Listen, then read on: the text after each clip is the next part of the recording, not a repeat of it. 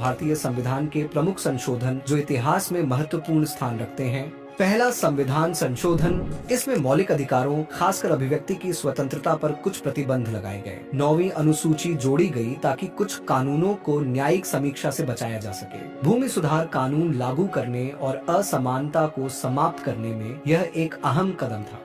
42वां संविधान संशोधन, इसे लघु संविधान भी कहा जाता है। इस दौरान प्रस्तावना में समाजवादी, धर्मनिरपेक्ष और अखंडता शब्द जोड़े गए। नीति निदेशक सिद्धांतों को मौलिक अधिकारों से अधिक वरीयता दी गई तथा न्यायिक समीक्षा की शक्तियों को सीमित किया गया। 44वां संविधान संशोधन, इसमें 42वें संविधान संशोधन के कई प्रावधानों को पलट दिया गया, जैसे न्यायिक समीक्षा की शक्तियों को पुनः स्थापित किया गया, संपत्ति के अधिकार को मौलिक अधिकारों की सूची से हटा दिया गया तथा आपातकाल के बाद लोकतांत्रिक मूल्यों को पुनः सशक्त किया। 73वां संविधान संशोधन, इसके जरिए पंचायती राज संस्थाओं को संवैधानिक दर्जा दिया गया, जिसके कारण स्थानीय स्वशासन को मजबूती मिली और महिलाओं एवं पिछड़े वर्गों के लिए आरक्षण सुनिश्चित किया गया।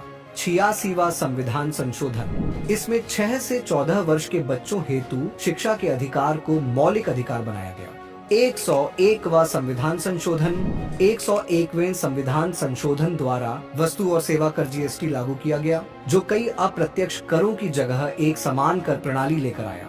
102वां संविधान संशोधन, इसमें पिछड़ा वर्ग आयोग को संवैधानिक दर्जा दिया गया। इसके द्वारा पिछड़े वर्गों को बेहतर प्रतिनिधित्व और सशक्तिकरण प्रदान किया गया। 103वां संविधान संशोधन, 103वें संविधान संशोधन में आर्थिक असमानता को दूर करने के प्रयास से आर्थिक रूप से कमजोर वर्ग EWS को शिक्षा और सार्वजनिक रोजगार में 10% आरक्षण दिया गया।